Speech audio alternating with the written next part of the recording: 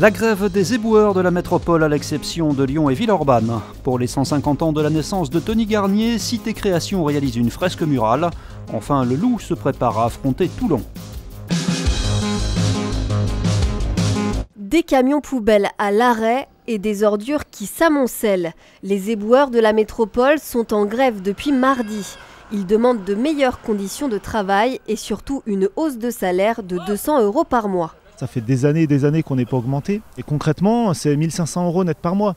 Après, ce qui fait la différence, c'est que je fais le maximum d'heures supplémentaires. C'est ce qui arrive à faire que je vis aujourd'hui. Mais sans heures, je suis à découvert tous les mois.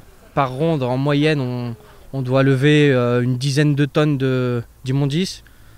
C'est-à-dire que beaucoup des collègues ont des problèmes musculaires au dos. Tout ça, c'est pas valorisé. Autre point de contestation, les changements des horaires de travail mis en place il y a 2 ans. Avant, donc, les éboueurs partaient à 6 h sur leur ronde, effectuaient donc leur ronde.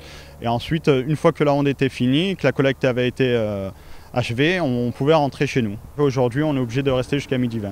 On a accepté ça sans aucun problème. Mais derrière, on nous avait promis des choses qui n'ont pas été posées sur la table.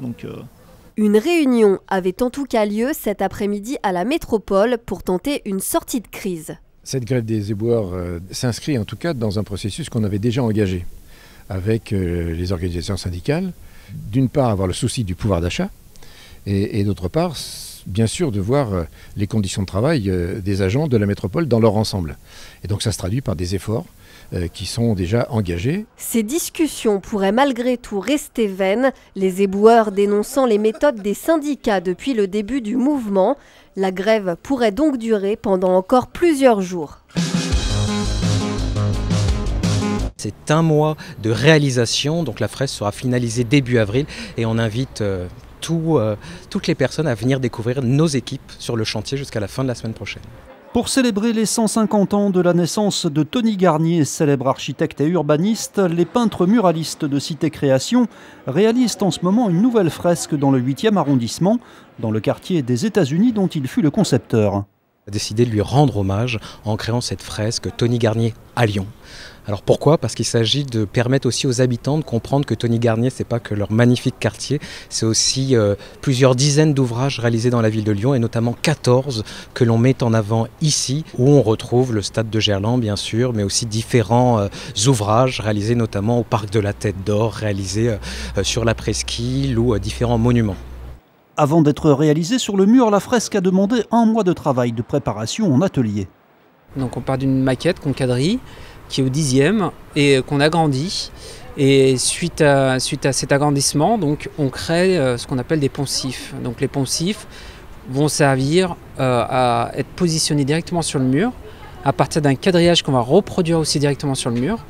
Et à partir de là, nous allons avoir un premier jet de dessin. La fresque sera terminée le 2 avril. Tout noircir sur les 2 dernières prestations, comme énormément de travail effectué avant, donc voilà, plutôt voir aujourd'hui en tout cas les perspectives à venir plutôt que les échecs passés.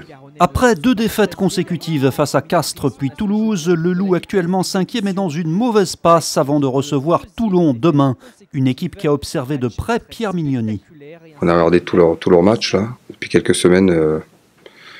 C'est bien en place, ça commence à vraiment se trouver, à un jeu basé sur l'affrontement mais aussi sur la largeur, avec un système qui commence à être bien assimilé par les joueurs. Et, donc une équipe très difficile à jouer. On est tous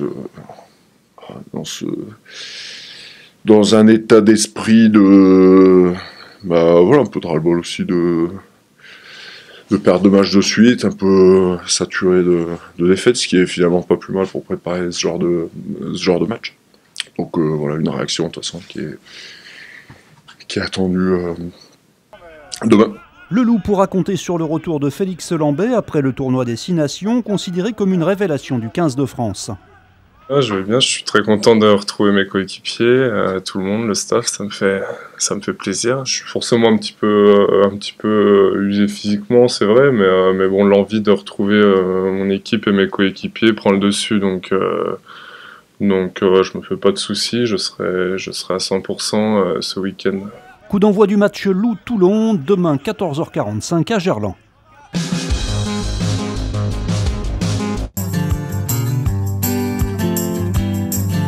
Comprendrais-tu ma belle qu'un jour fatigué j'aille me briser la voix une dernière fois à 120 décibels contre un grand châtaignier d'amour pour toi.